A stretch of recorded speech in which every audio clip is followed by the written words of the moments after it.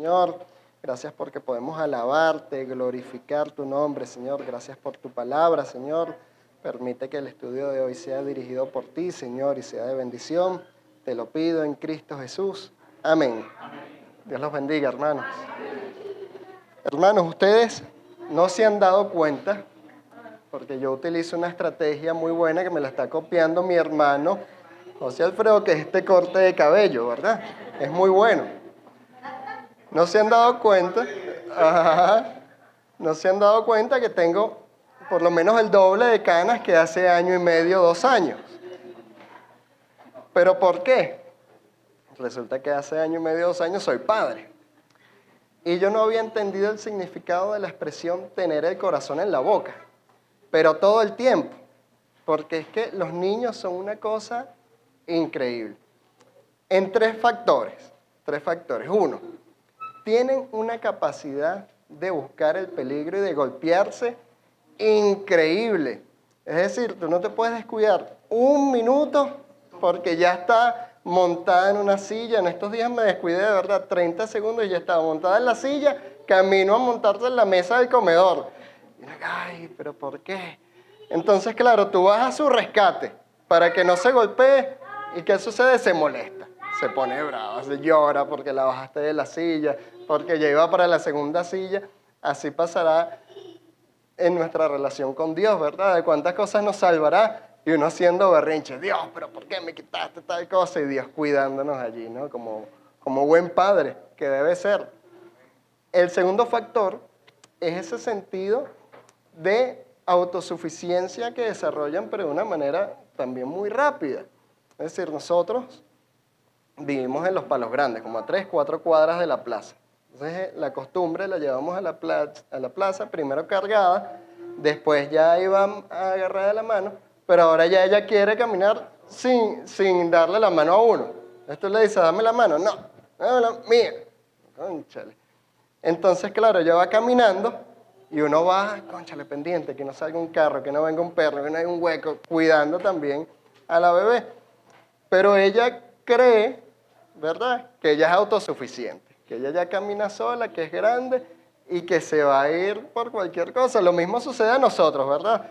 A veces uno se cree grande, a veces uno dice, bueno, no, mira.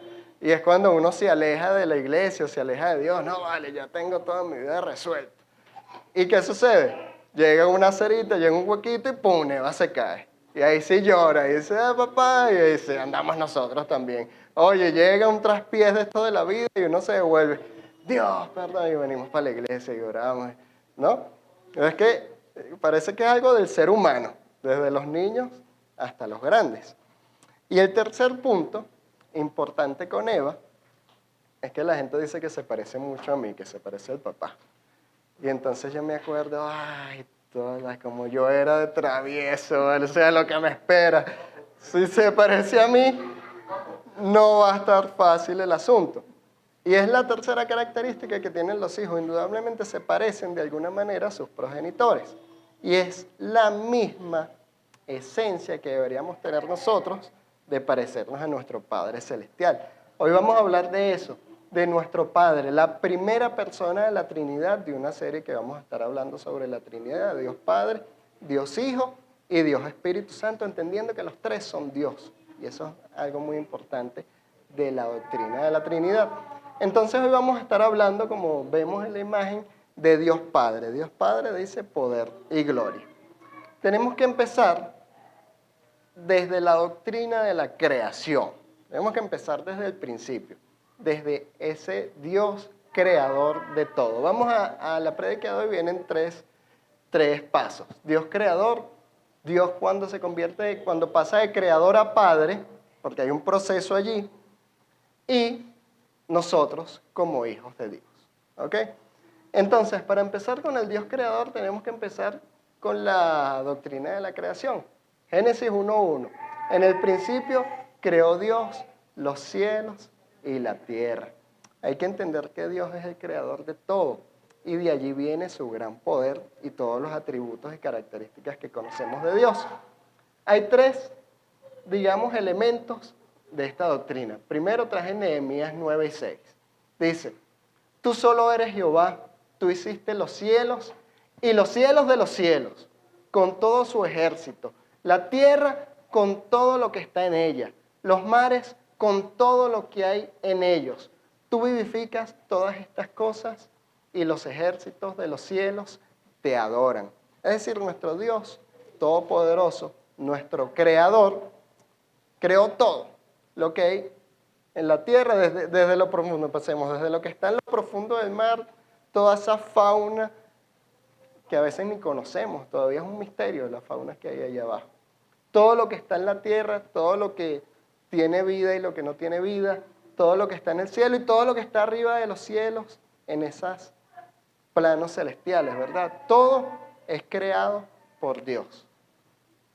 Cuando decimos todos y todo, es todo. Proverbios 4 dice, todas las cosas ha hecho Jehová para sí mismo, aún al impío para el día malo. Entonces cuando hablamos todo es todo, las cosas buenas y las cosas malas también son creación de Dios.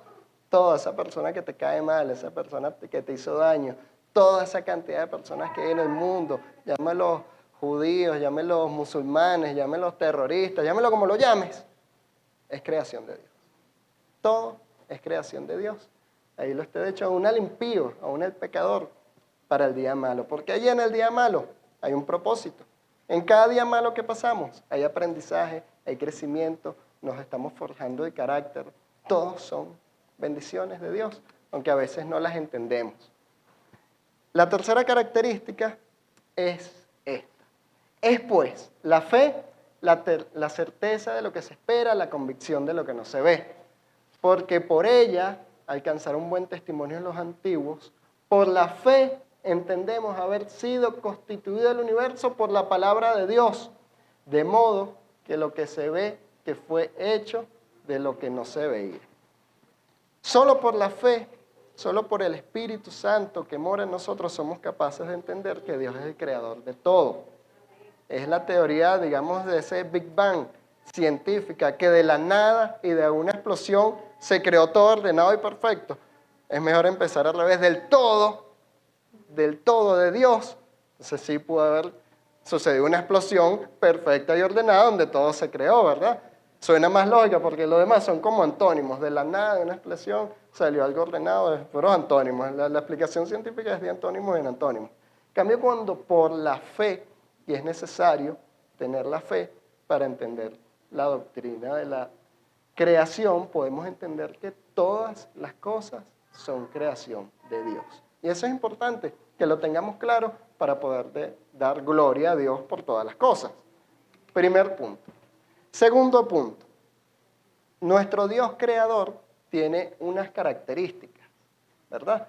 Tiene características, son los atributos de Dios que muchos conocemos, pero podemos dividirlos en naturales y morales. ¿Cuáles son los atributos de Dios? Los naturales. Sabemos que es eterno porque es el creador de todo, ¿verdad? Desde el principio, desde el fin, el alfa y el omega. Es inmutable, que no cambia. Así como es eterno, en esa eternidad no cambia de opinión, no es que hoy es una cosa y mañana es otra, así como las verdades nuestras que todas son relativas. De repente lo que era bueno en 1870 ya no es tan bueno ahorita. En esa época bañarse era malo, por ejemplo. No te podías bañar porque te enfermabas. Ahora ya esa verdad cambió, esa verdad relativa. Los conceptos cambian. Para Dios no es así. Para Dios lo bueno es bueno todo el tiempo y lo malo es malo todo el tiempo y Él no cambia. Es importante. Es omnipresente, está en todo el tiempo, está en todas partes. Es omnipotente porque, bueno, como creador de todo no hay nada imposible para Él. Y es omnisciente. Todo lo sabe, inclusive nuestros pensamientos, lo que hay en la parte más oscura y más profunda de nuestro corazón. Él lo sabe. Ayer en la actividad de los caballeros hablábamos sobre esto de confesarle a Dios nuestras cosas. Y uno decía, bueno, pero confesarle entre comillas, porque es que Él ya nos conoce, ya sabe todo. Bueno, es verdad, Él ya lo sabe todo, hasta lo más profundo de tus pensamientos lo sabe. Pero igual hay que hacer ese acto de confesarle las cosas a nuestro Dios.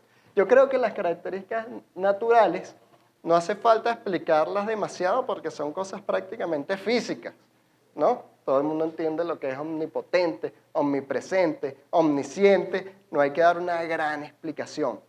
Pero las características morales sí requieren ciertos puntos para profundizar.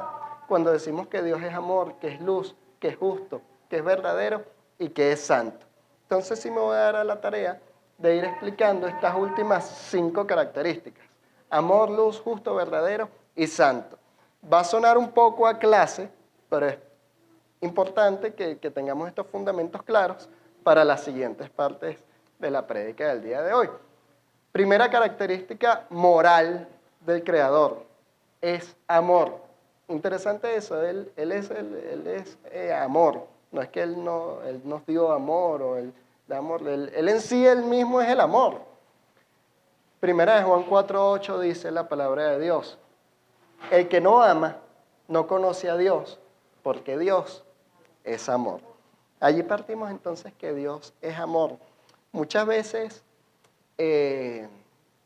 hay 2 formas de predicar, ¿verdad? Una señalando las cosas y las bondades de Dios y otra desde que Él es fuego consumidor y es ira y es castigo.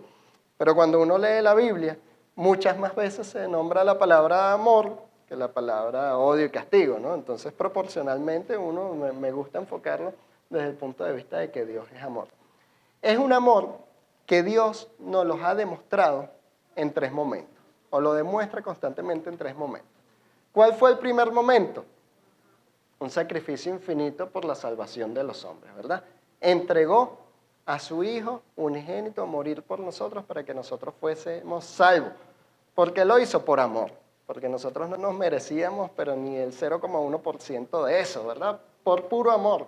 Juan 3:16, porque de tal manera amó Dios al mundo que ha dado a su Hijo unigénito para que todo aquel que en Él cree no se pierda, mas tenga vida eterna. Amén. Fíjense que dice, todo aquel que en Él cree. Y cuando dice todo, es todo. Todo. Los que se llaman buenos, los que se llaman malos, puede ser un presidiario, el que está condenado ahí ¿cómo le dicen? En el corredor de la muerte y va a ser sentenciado. Ahí dice todo. Ahí no hay condiciones, ¿verdad? El segundo momento en que Él nos demuestra amor es precisamente ese. En el perdón pleno y completo de todos quienes se arrepienten. Todo aquel que se arrepiente y que entrega su vida a Dios es perdonado. No hay un pecado que Dios diga, no, este no te lo podemos perdonar, todos menos este. Eso no existe, ¿verdad? Él dice que Él nos perdona todos los pecados. Isaías 38:17. He aquí, amargura grande me sobrevino en la paz. A ti agradó librar mi vida del hoyo de la corrupción. A ti agradó, es por mera voluntad del Señor. Porque echaste tras tus espaldas todos mis pecados. La palabra de Dios también dice que los echa en lo más profundo del mar, ¿verdad? De los océanos, y allí se olvidan. Entonces, esa muestra de amor que tiene Dios de perdonarnos, de echar atrás nuestros pecados y olvidarlos para siempre, y más nunca acordarse de ellos. No es que después se va a acordar de ellos y te los va a sacar, ¿verdad? No, se los echó atrás y ya vimos que es inmutable, que no cambia, y Él más nunca se va a acordar de esos pecados. Y la tercera muestra de amor es que Dios nunca se ha olvidado y Dios nunca se va a olvidar de ti. Y eso es algo que tú debes tener presente. Isaías 49:15. ¿Se olvidará la mujer lo que dio a luz para dejar de compadecerse del hijo de su vientre? Aunque olvide ella, yo nunca me olvidaré de ti. Es decir, hay incluso madres que se han olvidado de sus hijos. Y padres, bueno, ni se diga, ¿no? ¿Cuántos padres hay que tienen hijos y con diferentes mujeres y se olvidan de sus hijos? Pero Dios dice que nunca, nunca, nunca, nunca se olvidará de nosotros. Y así lo creemos. Esa es la tercera muestra de amor que tiene Dios para con nosotros, ¿verdad? Es importante aclarar esos atributos morales porque es importante saber quién es el Creador, quién creó todo y quién es posteriormente nuestro Padre. Segunda característica es luz. Salmo 27:1. Jehová es mi luz y mi salvación, ¿de quién temeré? Proverbios 6:23 nos dice, porque el mandamiento es lámpara y la enseñanza es luz, y camino de vida, las reprensiones que te instruyen. Es decir, Dios es luz en las tinieblas, esa luz que resplandece en el medio de las dificultades, pero también esa luz es una guía, porque cuando tú no sabes dónde estás, cuando estás perdido, tú ves esa luz y esa luz te guía. Y esa luz no es más que su palabra, que los mandamientos que están en su palabra. Por eso es importante, hermanos, estudiar la palabra de Dios, saber cuál es la voluntad del Señor para nuestras vidas, saber cuál es su propósito para con nosotros, para que esa sea la luz y la guía de toda nuestra vida, para que nuestra vida vaya en una dirección firme, siempre buscando a Dios, al Creador, ¿verdad? Entonces Dios es amor y es luz, lo tenemos bastante claro. La tercera, Dios es justo, pero yo le quise poner perfectamente justo porque me pareció que había que exaltar esa justicia de Dios. Hechos 10:34 dice, entonces Pedro, abriendo la boca, dijo, en verdad comprendo que Dios no hace acepción de personas. Cuando hablamos de justicia, y uno en justicia en el plano terrenal que estamos nosotros, uno se imagina un juez, y uno se imagina los abogados, ¿verdad? Y la imagen de la justicia es que la justicia es ciega y tiene una balanza en una mano, ¿no? Esa es la imagen. Bueno, esa justicia que obviamente es imposible para nosotros los humanos, porque cuántas injusticias se hacen inclusive en esos juicios, para Dios sí existe. Es la única manera de tener justicia verdadera. Y puse que esa justicia viene en dos vías. La primera, porque Dios no es injusto, Hebreos 6:10. Dios no es injusto para olvidar vuestras obras y el trabajo de amor que habéis mostrado hacia su nombre, habiendo servido a los santos y sirviéndoles aún. Es decir, Dios no se va a olvidar de las obras que tú has hecho. Pero en Colosenses 3:25 dice, mas el que hace injusticia recibirá la injusticia que hiciere, porque no hay acepción de personas. Entonces no hay acepción de personas, ni para ingresar al reino de la gracia, pero tampoco hay acepción de personas, digamos, cuando hablamos de la ira de Dios. Al que le tocó, ¿verdad? Ahí hablamos de la justicia, de la justicia. Entonces, es amor, es luz y es justo. Es verdadero. La cuarta característica moral de nuestro Dios. Isaías 65:16. El que se bendijere en la tierra, en el Dios de verdad se bendecirá. Y el que jurare en la tierra por el Dios de verdad, jurará. Porque las angustias primeras serán olvidadas y serán cubiertas de mis ojos. Qué importante es tener un Dios verdadero. Hay muchos dioses en el mundo. Muchas personas que la gente idolatra. Qué grave error cuando una congregación idolatra al pastor.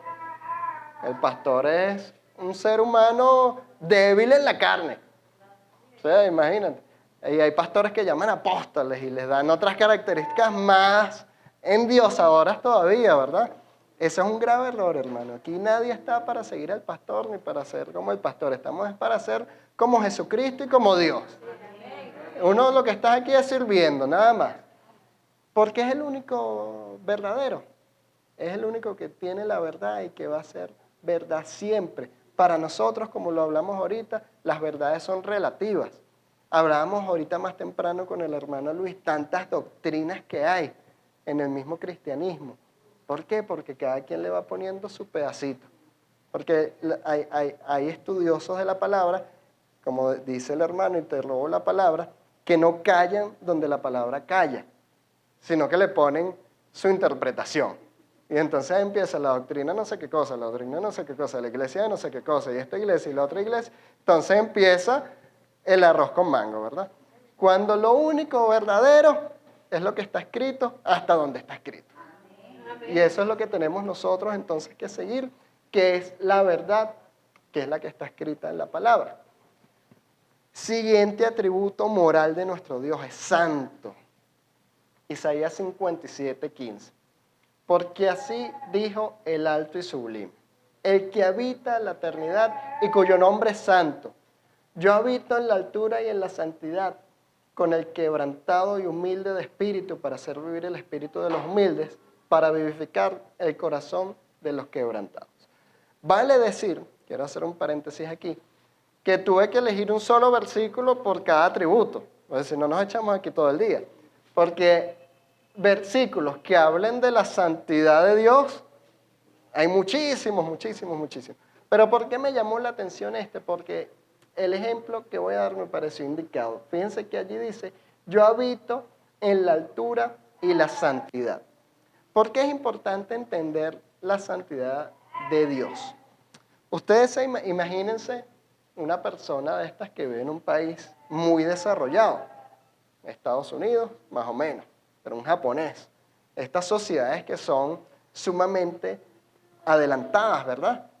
Y llega un japonés a un país tercermundista como el nuestro. O sea, ¿cómo se siente él? Cuando en Japón tú dejas esto en el metro y vas 3 días después y si no está ahí, está en la jefatura porque nadie se roba nada. Pero tú dejas un celular ahí y ahí aparece. O sea, ¿cómo se siente él cuando llega aquí y deja el celular y hace así, fan, y no está? Así es Dios. O sea, Dios habita en santidad. Cuando tú habitas en un estatus, tú estás acostumbrado a eso. Pero cuando Dios mira para abajo, tú dices, o sea, porque tú tienes que entender que Él es santo. Entonces, cuando Él es santo, Él no tolera el pecado, porque o sea, es algo que Él repudia. Y cuando ve allí, y peor, porque ve y ve tu corazón y ve tu pensamiento, diré, bueno, gracias a Dios, Él es amor, y gracias a Dios, Él es misericordioso, que es la quinta característica moral, no sé por qué dice sexta, la sexta. Es misericordioso, porque si no fuese por misericordia, hermano, nosotros estaríamos ya todos, bueno, totalmente. Es que Dios es un Dios sumamente estricto, porque fíjense, es que hay que entenderlo. Él es estricto, muy estricto, porque Él es santo, pero a su vez está lleno de misericordia. O sea, qué grande hay. Hay un solo Dios que tiene esa característica que es Dios, que es el Creador. Fíjense, la palabra misericordia viene de 2 palabras latinas. Miser, que significa miseria, y cordis, que significa corazón. Es decir, poner tu corazón en la miseria. No hablamos de miseria económica, ¿verdad? Hablamos de miseria espiritual. Entonces, cuando hablamos de miseria espiritual, hablamos de todas aquellas personas que tienen miseria espiritual. Llámela todo el que no conoce al Señor, llámela todo el que puede incluso renegar del Señor, llámela a mentirosos, ladrones, llámela toda esa cantidad de personas. Son los que viven en miseria. Todos vivimos en miseria espiritual, sinceramente. Todos. Y Dios se llena de misericordia para todos nosotros, dice. Tener misericordia implica amar a las personas con todo y sus miserias, con todo aquello que no la hace digno de amor, con aquello que resulta difícil de amar y soportar. Es decir, con aquello que es difícil amar, con aquella persona que tú dices, oye, no lo pasa, demasiado hipócrita. Bueno, en esa miseria de hipocresía del prójimo, Dios es amor y Él le tiene misericordia. Entonces, qué interesante. Conociendo entonces los atributos del Creador, podemos entonces ir a la siguiente parte de la enseñanza, que es Dios nuestro Padre. Y dice, Padre es quien nos enseña a vivir. Vuelvo a la analogía con Eva y con los padres en general. Las madres son las que dan la vida a los hijos, dan la luz, dan a luz, ¿verdad? Son también quienes se encargan en primera instancia de proteger a esa criatura, de alimentarla con el pecho, con el tetero, de hacer que crezca sana, de hacer que crezca fuerte, de protegerla. Pero por otro lado, el padre o la figura paterna es quien está llamado a enseñar a vivir la vida a esa criatura. La fuerza que le pone el padre desde el punto de vista de la masculinidad es la que le está llamando a salir a la calle a enfrentar las situaciones. Es el que le enseña ese espíritu que tenemos los caballeros de tener objetivos, de tener metas, de querer construir algo, de querer dejar un legado, de querer dejar que ese legado vaya acorde con la voluntad del Señor. Eso lo da el Padre. ¿Y eso lo da el Padre cómo? Poniendo límites, poniendo carácter. Es el que le enseña, digamos, la parte firme de la vida, porque la madre a veces es muy consentidora. Es donde llega el padre y le pone la disciplina al hijo para que aprenda los límites, para que aprenda a respetar, para que aprenda a ver el derecho de las otras personas. Allí es donde entra el Padre. Muchas veces nosotros queremos que nuestro Padre Celestial sea un poco más como madre. Nosotros somos una sociedad muy matriarcal. Entonces queremos que, cónchale, que nos consienta, ¿verdad? Y nosotros muchas veces en nuestras oraciones, en nuestras peticiones, en nuestras conversaciones con Dios, queremos siempre que Él nos haga el milagro, el gran milagro, el milagro bueno, así como el pueblo de Israel estaba en el desierto y ellos querían llegar a la tierra prometida, ¿verdad? Y uno quiere, Dios, concédeme esto, por favor, oye, quiero llegar a la tierra prometida, quiero llegar al éxito, quiero llegar al amor, quiero llegar, y uno pide, pide, pide, pide. Y Dios, como buen padre, ¿qué les dijo? No les hizo el milagro de llegar a la tierra. Ah, sí, mire, aquí está la tierra prometida, mis bebecitos.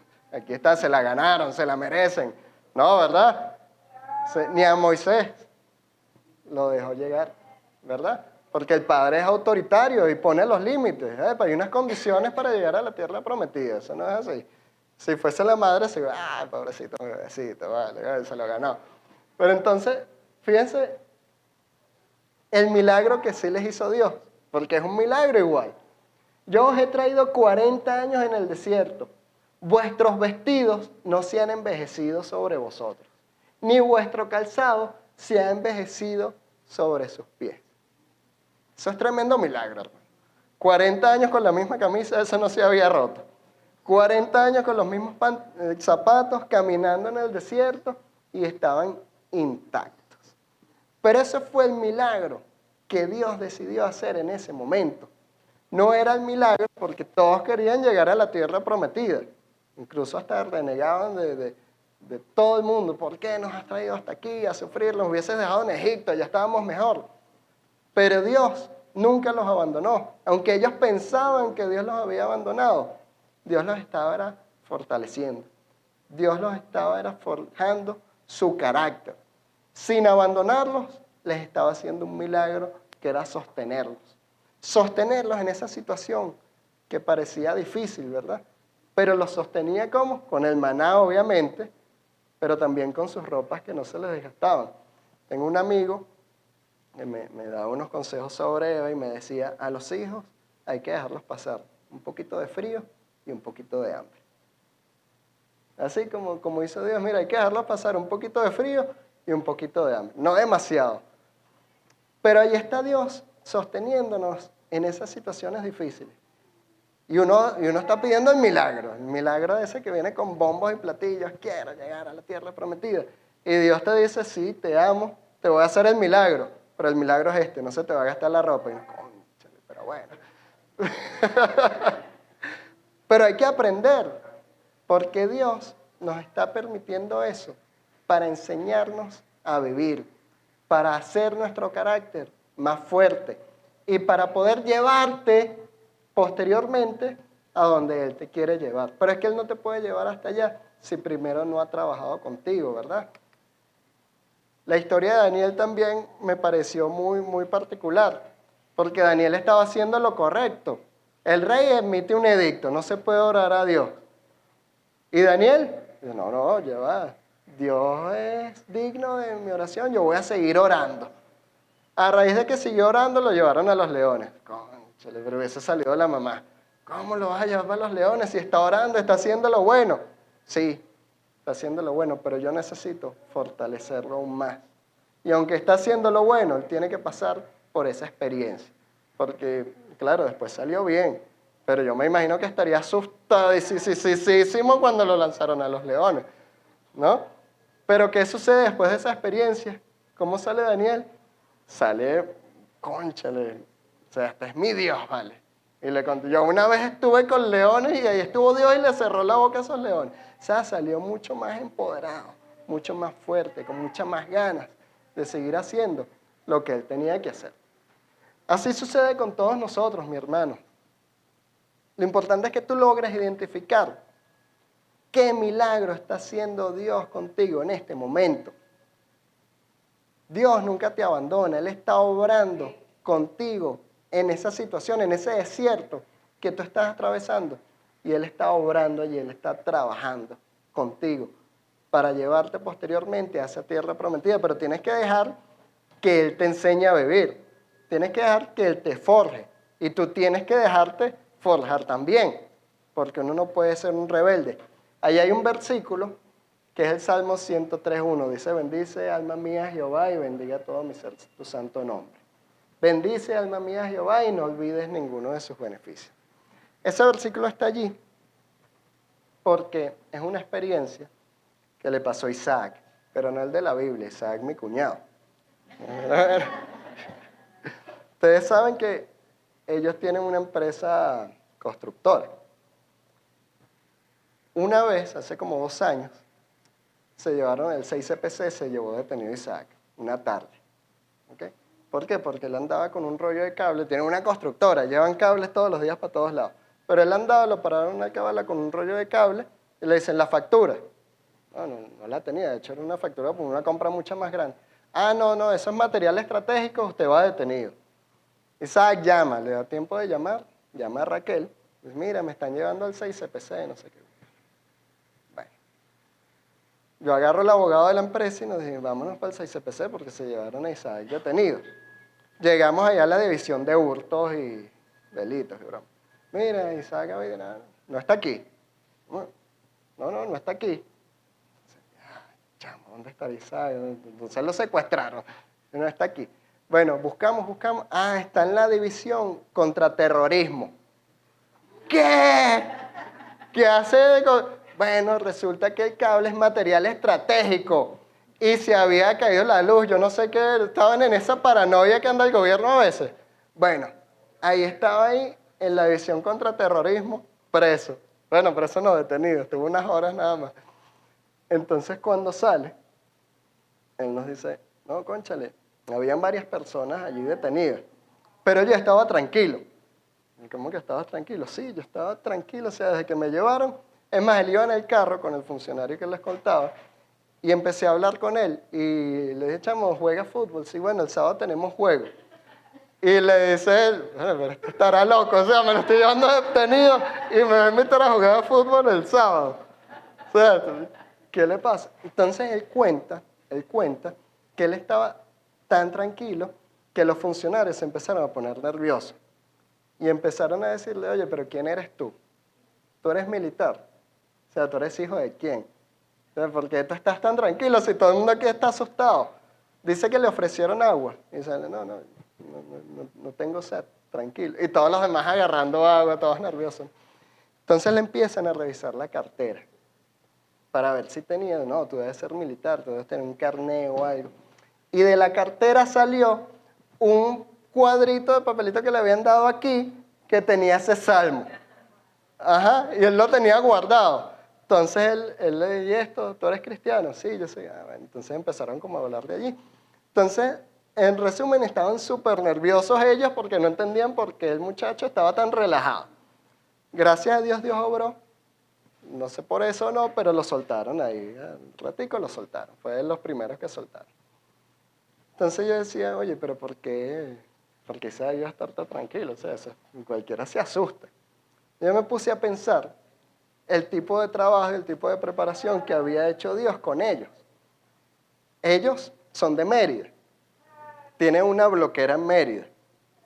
Parte del negocio de ellos es compran las gandolas de cemento en la cementera que está en San Sebastián de los Reyes, Estado de Aragua, para llevarla a Mérida. ¿Tú sabes lo que es llevar una gandola de cemento en esa época, que era también material estratégico, que no había, hacia la frontera? Eso eran llamadas cada 2 horas de una alcabala. Alcabala por la que pasaba era martilleo, O sea, le revisaban todo, hasta los cauchos, todo. Una vez hasta le abrieron un boquete a ver si llevaba droga. O sea, y todo era Isaac. No, el comandante tal quiere hablar contigo, el chofer. No, y ahora es el fulanito, y ahora es el 6CPC, y ahora es el de tránsito. Isaac todos los días era echándole charla y a... Charla no, porque ellos llevan toda su documentación, pero era ponerse firme. Oye, está todo bien, está la factura, están los papeles bien, están todos, ¿por qué me vas a parar? Porque todos lo que querían era un poquito de cemento que no había. Donde tú no muestres un papel, va detenida la gandola, va para fiscalía, porque ese es el cuento que todo el mundo echa en las alcabalas. Estás detenido, vas preso, vas para fiscalía, este es material estratégico. Entonces él ya estaba acostumbrado. Pero yo sí sabía que él se quejaba de eso. Yo decía, cónchale, pero ¿hasta cuándo otra vez Dios? Y siempre muy, Dios, ahora este general no quiere pasar la gandola y no sé qué cosa. Entonces Dios, en eso que él le pedía, oye Dios, ¿por qué mi gandola siempre es la que la paran? Y las demás pasan, porque las demás sí eran, no, esa gandola es del general tal, esta gandola es de fulanito. Pero el cristiano es la que todo el mundo va a parar, ¿verdad? Entonces...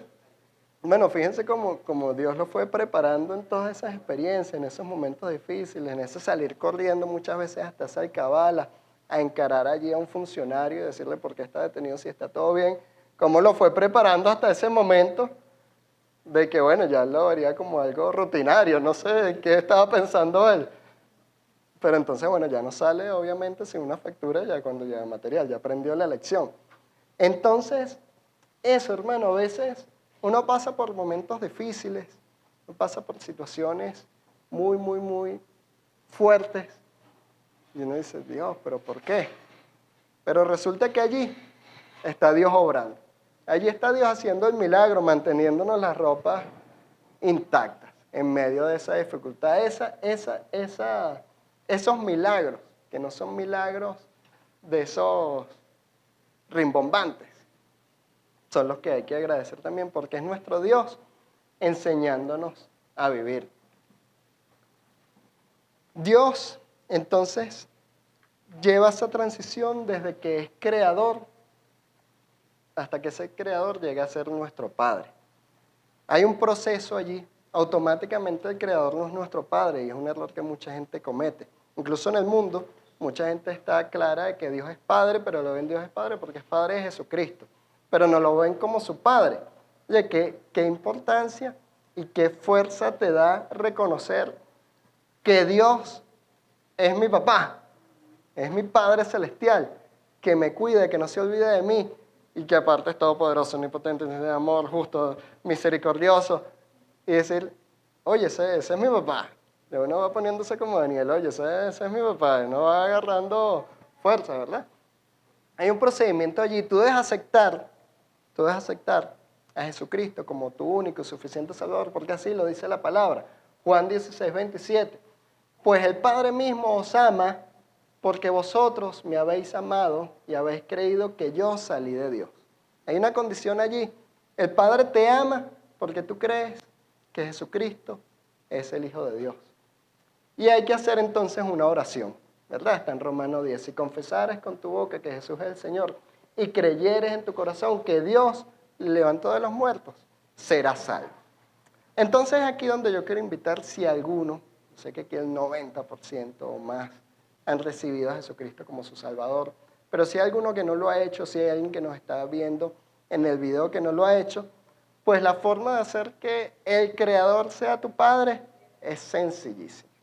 Es una oración donde tú levantas tu mano, donde le entregas tu corazón al Señor y dices, Señor Jesucristo, y repites conmigo si lo quieres hacer en este momento. Te acepto, Señor, como mi único y mi suficiente Salvador, Señor. Te doy gracias por tu amor y por tu misericordia, Señor. Creo que eres el Hijo de Dios. Creo que resucitaste de la muerte, Señor. Creo que estás en el cielo, a la diestra del Padre, Señor. Y te pido que me hagas tu Hijo, Señor. Te pido que me selles con tu Espíritu Santo, Señor. Y que me ames, Señor. Prometo entregar mi vida a ti, Señor. Te pido, Señor, que me recibas en Cristo Jesús. Amén. Es una oración sencilla. Y mediante esa oración, entonces, Dios Creador se convierte en Dios Padre. Y se convierte en tu Padre y el mío. Y ahí viene entonces la tercera característica. Los hijos se parecen a los papás, o a las mamás también. Pero hay cierta característica allí. Entonces, si ya tengo un padre, necesito honrarlo. La prédica se llamaba Poder y Gloria. Hay que darle gloria a nuestro papá. Entonces, ¿cómo puedo hacer yo para parecerme a mi papá? Si tú me preguntas de las características naturales, ¿cómo puedo hacer para parecerme? Ninguna. Pero bueno, no voy a ser ni omnipresente, ni omnipotente, ni omnisciente, ni nada que empiece por omni. Definitivamente. Pero de las características morales, entonces sí. Entonces sí. No es que puedo parecerme, es que debo parecerme a Dios, porque así está escrito. Amor, Mateo 22:37. Jesús le dijo, amarás al Señor tu Dios con todo tu corazón, con toda tu alma y con toda tu mente. Este es el primer y grande mandamiento. Y el segundo es semejante, amarás a tu prójimo como a ti mismo. Tienes entonces tú que ser amor, tienes que tú amar a tu prójimo, tienes que tú que amarlo, que perdonarlo. Que yo no me acuerdo en la prédica de Engelbert cuando dijo, perdona solo a los hermanos en Cristo y a los demás no. No, ¿verdad? O por ahí me fui al baño, no escuché esa parte. No lo dijo. No lo dijo. Él nos dio 3 prédicas sobre el perdón y son muestras de amor. Al prójimo, no decía, no, al hermano en Cristo. No. Al prójimo, al que te lastimó, al que te hizo daño. Amor. Hay que ser amor, tenemos que ser amor. Segundo atributo de Dios, entonces, en el que yo tengo que ser igual a mi papá, luz. Mateo 5:14. Vosotros sois la luz del mundo. ¿Quién? Una ciudad sentada sobre un monte no se puede esconder, ni se enciende una luz y se pone debajo de un almud, sino sobre el candelero y alumbra a todos los que están en la casa. Así alumbre vuestra luz delante de los hombres para que vean vuestras buenas obras y glorifiquen a vuestro Padre que está en los cielos. La exhortación es clarita. Hermanos, tenemos que ser luz. Hermanos, tenemos que brillar. Hermanos, tenemos que ser guía, tenemos que dar buen testimonio, tenemos que dar conocimiento de palabra al prójimo, a través de lo que decimos y a través de lo que hacemos. Tenemos que brillar, hermanos, y ser cristianos que alabamos el nombre de Dios. El cristiano tiene que ser digno de admiración y siempre lo veo así. El cristiano tiene que ser el mejor en todo y siempre lo veo así. El cristiano tiene que ser el que tiene la familia constituida, el que tiene el buen empleo, el que le va bien, porque así es que vamos a dar testimonio de que estamos haciendo las cosas bien, de que estamos llevando adelante a nuestra familia, de que estamos amando a mis hermanos, de que nos llevamos bien. Eso es muestra de amor. Qué tristeza da un cristiano que ande peleándose con todo el mundo y que nadie quiera. No está haciendo luz, ¿verdad? Más bien está haciendo de tropiezo. No se parece a su papá. Justo se va poniendo la cosa más difícil. Pero ahí está, Miqueas 6:8. Oh hombre, Él te ha declarado lo que es bueno y qué pide el Señor de ti. Solamente hacer justicia y amar misericordia y humillarte ante tu Dios. ¿Es fácil hacer justicia? Obviamente no. Pero hay que hacer el esfuerzo en buscarla lo más justo que se pueda. ¿Y cuál es el criterio? ¿Cuál es esa balanza? La palabra de Dios. Uno no puede tomar una decisión sino en función de pasarla por el filtro de la palabra de Dios y mucho menos dar un consejo. Qué difícil es dar consejos a alguien.